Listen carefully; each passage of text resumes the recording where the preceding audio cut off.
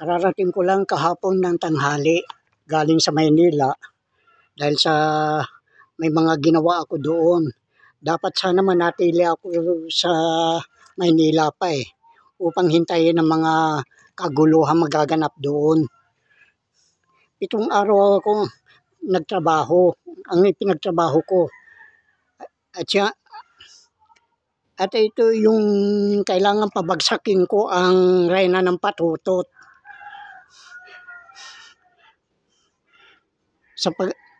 Sapagkat ito ang hiwaga ng babae at ng hayop na kanyang sinasakyan.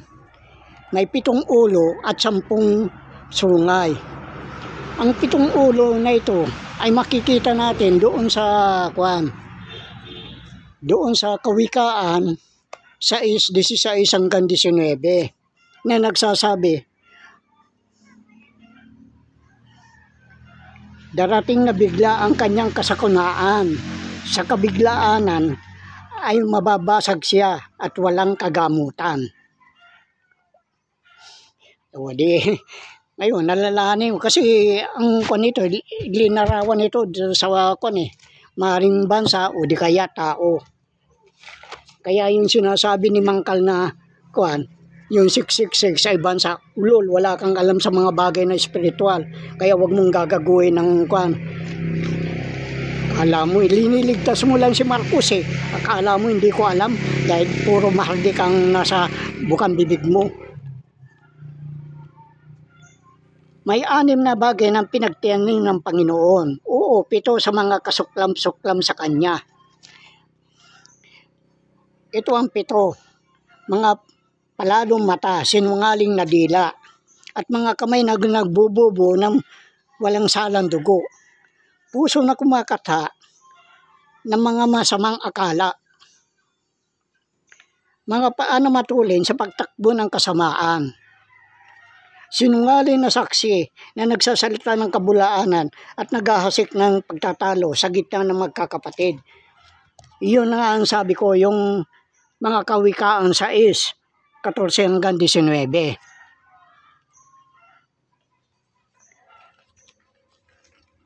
Ang 10 sungay ay inilarawan sa 10 kautusan na pinagkaloob kay Moises. Ito ay nasa ilalim ng sumpa. At yan mababasa ninyo sa Galatia 3:10 hanggang 12. Kasi yung na yan, walang makatupad niyan Yung na yan. At ibinatay din yan ni Jehovah doon sa divine law na ikinwa ng kataas-taasan.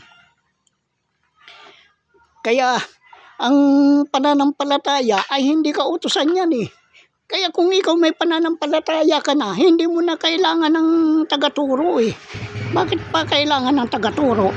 Wala naman silbi yan. Mga religion na yan. Kaya natatawa ako Bago ko ituloy yung topic na ito, mabuti pa rin malaman ng mga tao na ang mga kayamanan upang malampasan ang kanilang kahirapan. Kasi marami nagrereklamo na. Pero anong pakialam ko sa kanila? Kasi ang mahirap kasi sa tao, yung nalimutan nila kung sino ang kataas-taasan na siya magbibigay ng mga biyaya. Paano sila mabibiyayaan? Hindi na, ang alam lang nilang magbibigay ng biyaya yung mga politiko. Ngayon, wala ng pera. Paano yan? Sinasabi ko, kaya nga yung pudtol, sinanla na yung bayan sinanla ng mayor. Saan ka daw kakita ng ganun? Utang nila yan. Kung hindi nila hinahanap, walang biyaya. Hindi akong kasi sa akin nakapangalan lang upang pangalagaan ito. Dahil silang may karapatan magbigay Bagamat nakapangalan sa akin, hindi ko mapangahasan panghimusukan ng bagay na yan. Kaya napakahalaga ang salitang pagtitiis. Eh kung wala kayong magtitiis, wala kayong tiyaga, di magpakamatay na kayo. Kung nahirapan kayo, yun lang oh. Ngayon.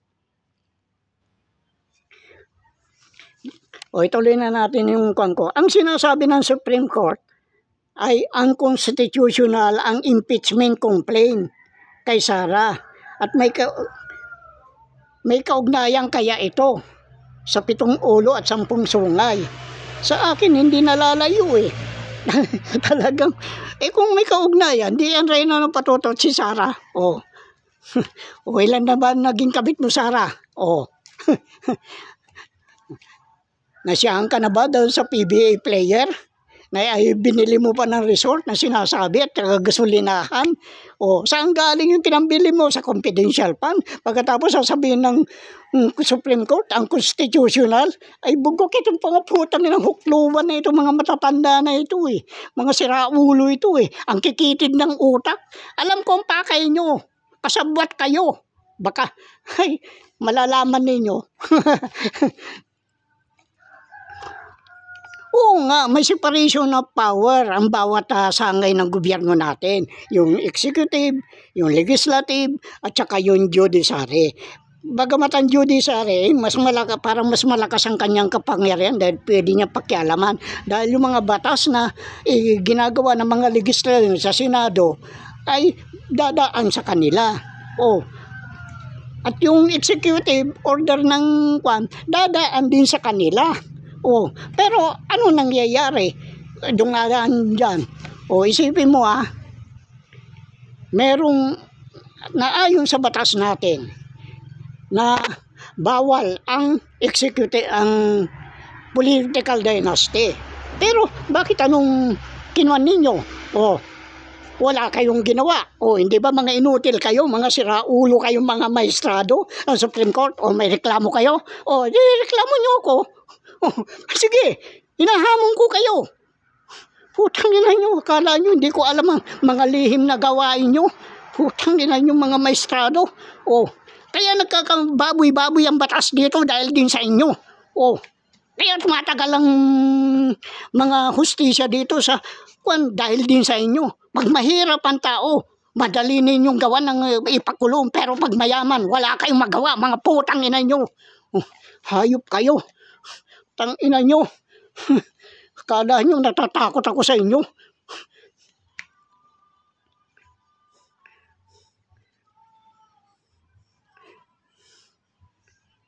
Ano yung executive order na ginawa ni Marcos? Yung mga pagkuha ng mga base militar dito. Alam ninyo na bawal yan sa 1987 Constitution. Maski na yung political dynasty, pero wala kayong magawa, mga inutil. Base mga mukhang pera kayo. Animal kayo na maestrado. Wag mo sabihin na hindi totoo. Kala nyo, darating tayo. Ipapaliwanag ko kung ano nangyari sa France. Tangina nyo.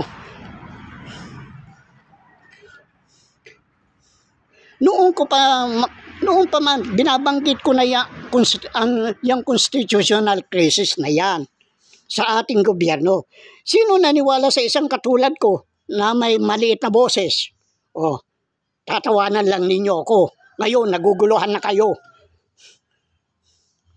Ito lang ang aking masasabi. Kung lumitaw ang krisis sa ating konstitusyon, tunay na may kalabuan.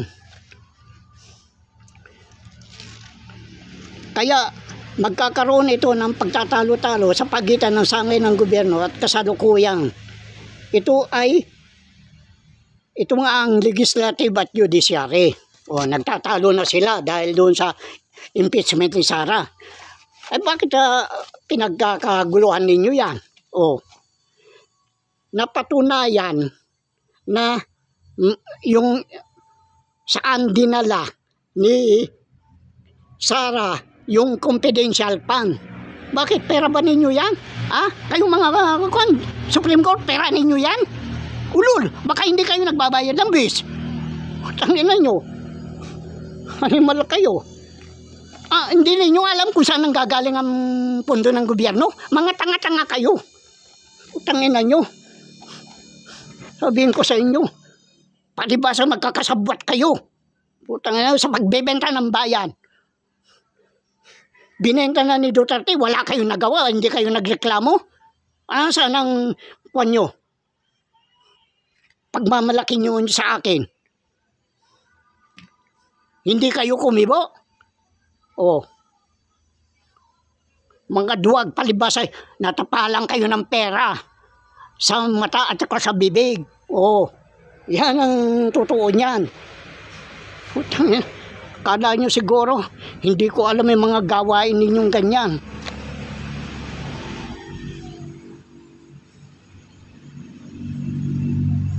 Kaya nga, yun lang ang sinasabi ko. Anong ngayon ang pakay ng Amerika dito? Gawing alipin ng mga Pilipino? At kayo, para makuha kayo dyan? Putang ina, pare-parehas kayo. Yan nasa gobyerno. Diyan sa legislative, judiciary at saka executive, pare-parehas kayo na mukhang pera. Tangina nyo, kala nyo hindi ko alam yung ginagawa nyo.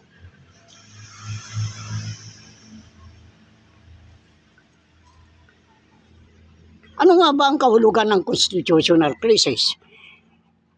Kasi rini-research ko naman ito kaya hindi kayo makakibo sa akin Sa larangan ng politika, isa itong problema. O di pagkakaunawaan sa tungkulin ng bawat sangay ng ating gobyerno. At sa kasalukuyan, ito ang banggaan ng Kongreso at saka Supreme Court. Sabihin na ang constitutional.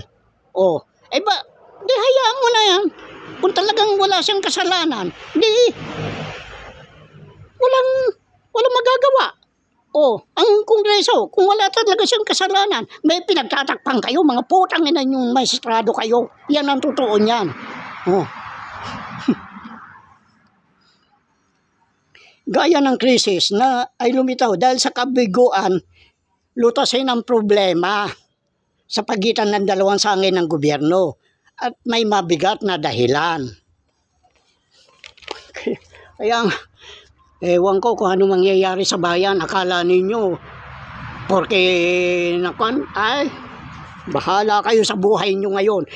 Pag ako nakapesto, tandaan ninyo, maski na matanda kayo na mga maestrado, ipakukulong ko kayo. Tandaan ninyo yan. Tangina yan. Halimbawa, ang Kongreso ay nagnanasa magpasa ng batas salungat sa nakasaad sa konstitusyon natin. Maaring maliwanag ang sinasabi ng konstitusyon, ngunit maari din sa pampolitika gawin ito. Gaya ng political dynasty. Wala kayong kibo. Bakit wala kayong kibo? Kaya nga, dumarating yung batas na yan para sa inyo. Kaya wala kayong magagawa sa akin.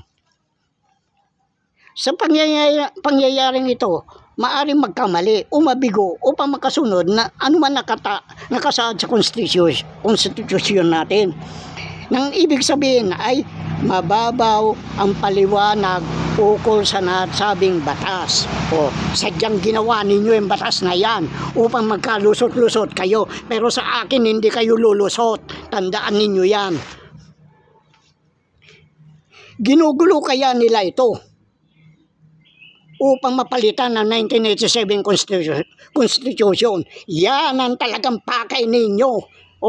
Kaya yung mga nagrarally doon, panunuurin ko lang sana sila Hindi natin dapat pagpapaniwalaan yung mga sinasabi ng mga ganito, ng mga political analysts, kung sino-sino dyan. Na dapat ganito, yan si Carpio, putangin ng Carpio na yan.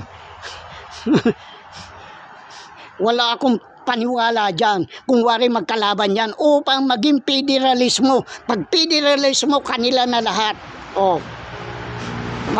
Mabubuksan ko ba yung kayamanan? Akala nyo bubuksan ko?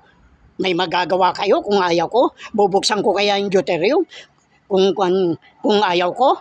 Wala kayong magagawa sa akin.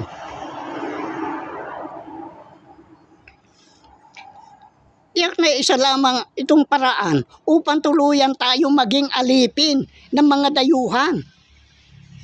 Yan ang aking pananaw. Kaya pinaglalaban ko kayo na mga mahihirap. Dahil Oras na kanyan, gusto nila angkinin niya mga kayamanan na yan. Oh, pagkatapos yung Duterte yun, pinako ng bugok na Marcos, saan kaya siya kukuha ng platinum? Oh, saan kukuha ang Amerika ng platinum? Pagkatapos, babaguhin nila ang constitution, ang pananaw nila sa atin. Kung wari, mabait sila. Kung wari, kalaban si Marcos, ulol, putang ina ka, Trump ka, animal ka, o bullshit ka, dinidirty finger na kita, putang ina ka. Pinakamakapangyarihan, Pangulo ng pinakamakapangyarihan ng bansa sa mundo, binubulshit mo lang. Putang ina ka, di gawin mo kung anong gusto mo. Putang ina ka, hindi kita urungan. Putang ina ka, alam ko naman tuta ka, aso-aso ka ng mga Marcos. Dahil kaya ka lang na yumaman dahil sa marka ng kamay na ganyan. Oh. Akala siguro nung diktador kaya niya akong paikutin eh. Oh. Madali na yan. Akala nila patay na ako. Eh, pinapatay na ninyo ko, hindi ba? Oh. Kaya yung pinaano na ninyo ko sa ilog, bakit buhay ako? Yun na nga ang sinasabi ko. Pag may umaapi sa mga may hirap dito sa Bayang Banal, muling may lilitaw na katulad ni Benson nung panahon ng Hapon upang ipagtanggol. Pero kayo, hindi ako natatakot sa inyo. Putangin ninyo kahit anong gawin ninyo. Bakit hindi kumibo ang mga inutil na maestrado? Nung payagan ng bugok na Marcos na muli magtayo ng base militar, ang US dito, napalayas na natin sila eh. Na umalis na sila dito kasi yung pangako nila, may mga pangako kasi yung mga Amerikano nung EDSA Revolution eh. Ang gaganda ng mga pangako ng mga bugok na yan eh, ng mga kanuna yan. Kaya yan, hindi mo dapat pagpapaniwalaan yung Amerikano na yan. Yan. Ang interest lang nila dito, yung kayamanan natin. Paano? Eh, hawak ko. Akala nila, matangin ang mga ito eh. Akala nila, kaya nila akong paikutin eh. Kasi, anong nangyayari ngayon, pawala ng fossil fuel. Pagkatapos, ang climate change na nangyayari sa atin talagang malala na. Yung limit na pwede nilang itaas ay 1.5 degrees centigrade lang dapat. Pero naging doble, naging na yung 3% ay 3 degrees na itinaas eh. Kaya nagkakawindang-windang na ang takbo ng mundo eh. Umaga-maga pa lang, mas kinagabi, ang init na. Pagkatapos ng ulan, mainit na naman. Yan ang sinasabi ko. Masyado manipis na ang ozone layer. Kaya nakakapasok ang ultraviolet, hindi naman makalabas. Kaya naiipon ang init. Paano lalamig yan? Kailangan lumaki uli ang ozone layer. Kasi nung 1980 yata ito, 1982, kinuha nila binutas nila yung ozone layer na yan sa buong akala nila may lalabas. Kaya nagpapalipad sila ng mga rocket noon na sinasabing papunta sa buwan. Hindi totoo yung na yan, makakarating sa buwan. Gaano ba naman yung fuel na kukuhan doon pagkatapos yung pagbalik? Mas maliit na nga ang gravity ng buwan, pero kahit na paano gaano kalaking konsumo, na gaano kalayo yung buwan. Yan yung sinasabi. Putangin na ito, mga na ito, pinaggagago nila ang taong bayan. Pagkatapos, paano mo naisa kayong lunar vehicle na nag-design nyo si Edson 1 na Pilipino? Paano niya kakarga yun? Samantala ang liit ng kuwan ng buwan, ng lunar vehicle ng kuwan. Yung papunta doon na rocket, yung capsule. Sige, mas kinapatay-patayin ninyo, okay lang yan sa akin.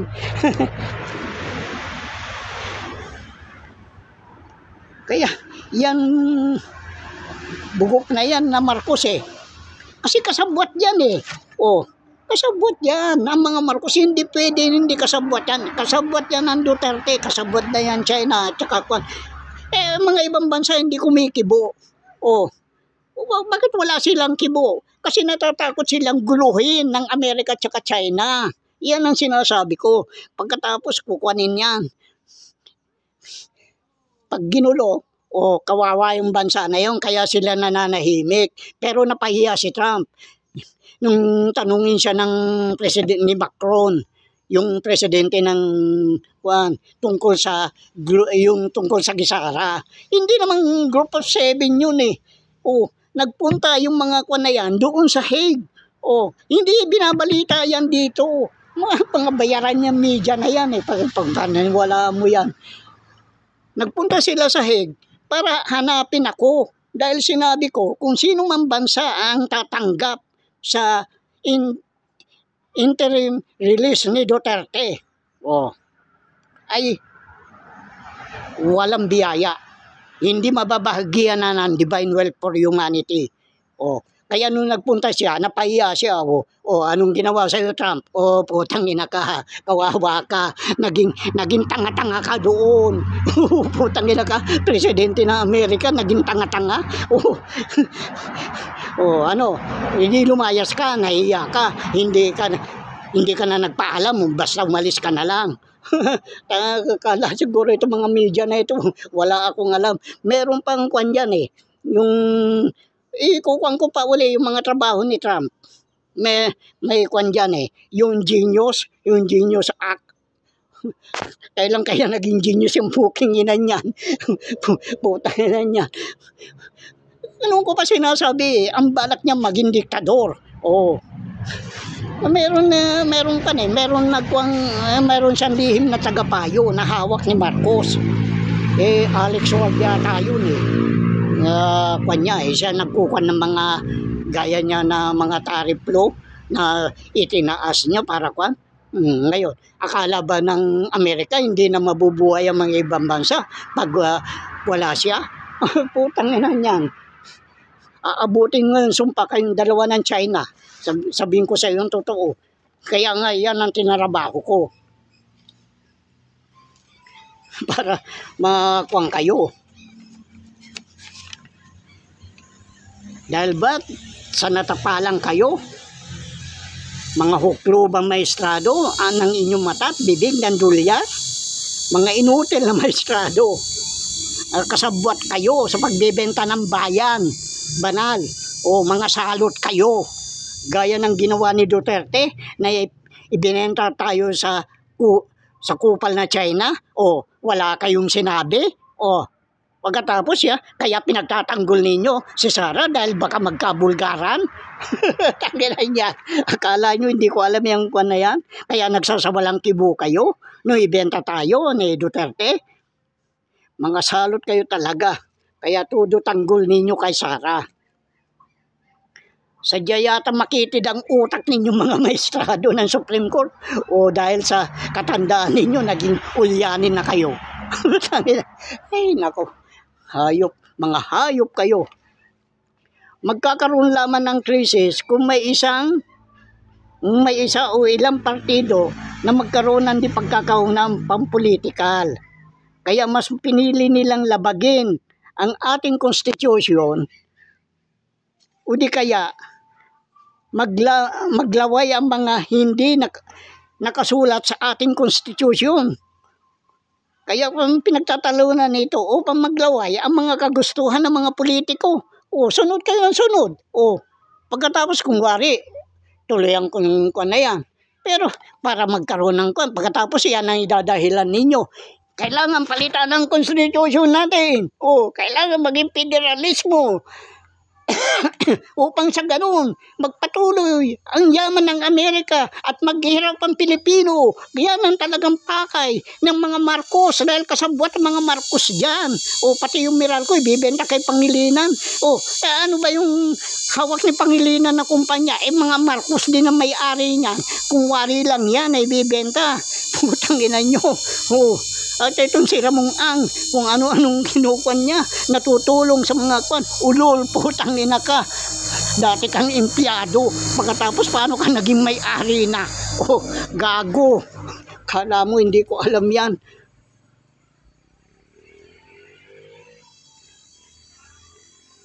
Kung malaman sana na ninyo ang kwan, ito yung XYZ affair. Ito nangyari ito sa France eh. Yung bawat opisyal ng Congress ay ng French Parliament, bawat sinuhulan nila eh. Sinuhulan ng mga Amerikano na sinasabi sila'y naparoon upang magkaroon ng kapayapaan sa pagitan ng France at saka Amerika. Kung magkakaroon lang ng kapayapaan, bakit magsusuhol sila? May may hidden agenda dyan. May hidden agenda dyan. Kaya yan ang ginagawa nila na panunuhol. Gaya dito. Walang pinag-iba yan yung nangyari sa France, yung XYZ affair.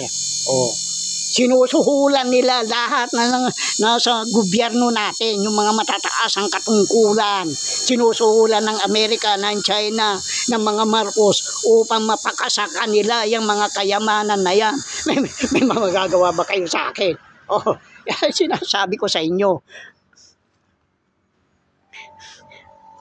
Kaya lumilitaw ang constitutional crisis ay lumalabas na itong illegal na ginawang malabo. Kaya nga, ewan ko kasi sino mga sumulat dyan. Mga maestrado, mga matataas ang katungkulan. Pero wala, kulang sa utak. O sadyang tinapalan din sila upang magkaroon ng butas ang batas. Hindi ba ganon ang mga pakay ninyo? Kaya nga, ito mga na ito, magpapatuloy pa ang kahirapan. Ang sumpa sa reyna ng patutot. Sino ngayon ang reyna ng patutot? Ikaw ba, Sarah? Sinasabi ko sa iyo, putang ginaka eh. Malaki bambuto nung PBA player. Putang ginaka. Magreklamo ka. Haharapin kita, maski na saan tayong magkaratingan. Putang ina nyo, yung ginagawa nyo sa bayan. Puta, saan ka naman nakakita? Inagawa ninyo ng confidential pan yung military. Kaya dito, ang dami ng magpapalabas na naman ng mga mahalikang general ng mga MPA kuno. Sinong mga yan? Mga dating MPA din na commander. Yun ang kinuntak na naman nila. Pagkatapos, may mga bagong armas daw, mga bago. Kaya nga ito si Torre, gago ito eh. Ang daming ang tikas-tikas magsalita, pero pinahanap ko sa kanya kung nasan yung mga Taliban eh. Yung sinasabi nila Afgan, hindi niya makita-kita. Kaya hindi makita-kita dahil kinuha ninyo yung confidential pan, kayong dalawa ng mga Marcos. Kaya dapat sa inyo, putang ina niya, pugutan ng ulo. Putang ina nyo. Kung walang ulo, nawawala ang katawan. Kaya dapat kayo mawala. Huwag ka nang umasa. Sarah, na walang mangyayari. Walang mangyayari sa natin, sa Pilipinas. Basta hindi ko binuksan yan, ano mangyayari sa mundo? Marami magagalit sa inyo. Nung kinukontak na ako ng Australia, mga patriot doon, ako ba naman basta-basta kakagat? Hindi ako kakagat. Iba ako. Pag-aaralan ko muna yan. Hindi porque binibuild up nila ako, paniwala ako. Nako, alam kong style ng mga dayuhan. Pag kumagat ka sa kanila, sasaksakin ka na sa likuran. Yan ang mga ugali nila. Sabihin ko sa iyo yung totoo. Paano yan ngayon? Walang mangyayari sa mundo. Hanggat nandyan kayo. Hanggat nandyan yung Amerika. Hanggat nandyan yung China. Kaya ngayon China, anong ginawa nila? Kumuhan sila ng panibagong shipping. Clone. Yan kasi yan ang gumawa ng mga clone ni Marcos eh. Ngayon, kung yan, yun ang pinalilitaw nilang clone, pagkatapos kung wari, agawin yung clone. Pero si shipping paling nagmumula ang instruction ng PLA. Akala nila hindi ang babaw ng mga kanyo. Ang babaw ninyong madali kayong basahin. Kaya naguguluhan na kayo. Kung naguguluhan kayo, pakialam ko sa inyo. Sigurado yan na ganyan ang mangyayari niyan. Kaya nga ako'y natatawa na lang sa inyo. Mga siraulo kayo. Kaya, bawat kilos. Ako nanonood lang ako. Oh, pinanonood ko lang kayong ganon. Hindi naman ako kumikibo. Tahimik ako. Oh. Pero nagtataka kayo. Pag ako lumitaw, may banat kayo. May kuwang kayo, may tama kayo. Nababanatan ko kayo. Oh, yan ang sinasabi ko sa inyo. Kung sa akin naman, maniwala, ang hindi, anong pakialam ko. Pero pag yun ang nakaupo, yun ang kasunod sa akin, kamay na bakal na abutin nyo. Tandaan ninyo yan. Lumuha man kayo ng bato, wala kayong magagawa dyan. Walang awa-awa sa inyo. Kaya nga sinabi ko, yung awa ng kataas-taasan ay nagwakas na. Ang susunod ay kahatulan na. Kaya iyan ang minisyon ko. Yung 7 ulo at saka yung 10 sungay na yan. Oh. Ano magagawa nyo? Oh. May magagawa kayo? Wala kayong magagawa. Dahil yan, tapos ang trabaho. Tapos na ang trabaho ko. Meron lang akong pinapunta lang ako dito. Meron lang akong konting gagawin. Oh. Baka kadaunan, baka ilang araw lang, bagsak na kayo. Tingnan mo yung putang inang bugok na Marcos, yung umuupong presidente. Iba-iba na ang sinasabi mo, wala nang diwa eh. Isip bata na, ulyanin na, nakatulad ng mga maestrado. Utak lamok, putang maestrado ka. Mansasang pinag-aralan, mga dumadaan sa kanya mga batas, pero utak lamok ang tingin ko sa kanila. Putang ina nyo. Sige na, dahil ko na. Mamaya-maya, pinapatay-patay nila eh.